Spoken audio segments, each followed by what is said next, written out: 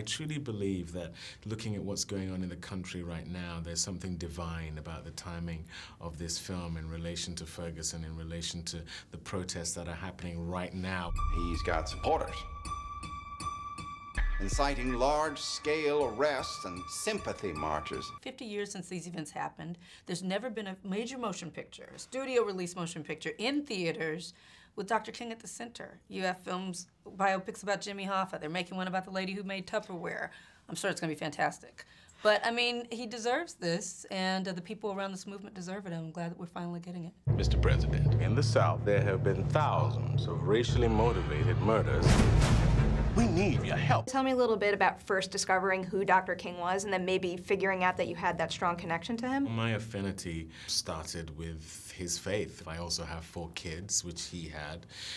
You know, that's a pretty good jump-off point in terms of how big a part of his life those elements were. I always knew that if I was going to have a good chance of playing him well, playing him the right way, you had to see the emotional life of this man, not just the oratory and the iconography. It's kind of crazy to me that after all these years, we've never really seen all those sides of him. What I think is really compelling for the audience is to find out what he was like as a father, what he was like as a friend, what he was like as someone who was at times unsure, someone who needed encouraging. You know, you never think of those things when you think of Dr. King, and I think that's what, hopefully anyway, is satisfying about the film. Tell me a little bit about your shot selection, because the one thing that caught You're my the first eye person most, to ask. I loved the profile shots. I just could not believe how many one-on-one conversations had such telling profile shots in them, and I don't think most people would think to use that. Yes. You know, I mean, you always see Dr. King from the pulpit, you know, from the camera position where he's front and center frame.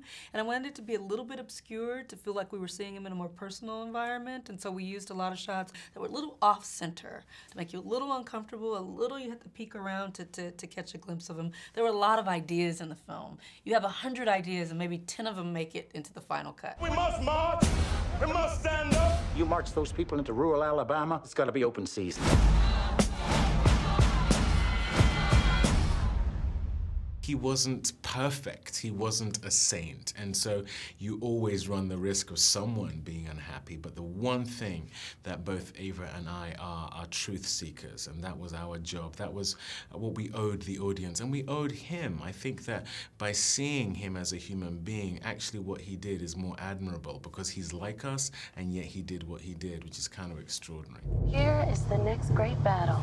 Selma's the place, and they ready. What gave you the confidence to tackle this kind of material? For me, the fact that my father is from this place gave me an entry point, it gave me confidence, and so, yeah, I felt like I was ready to do it. What happens when a man stands up, says enough is enough?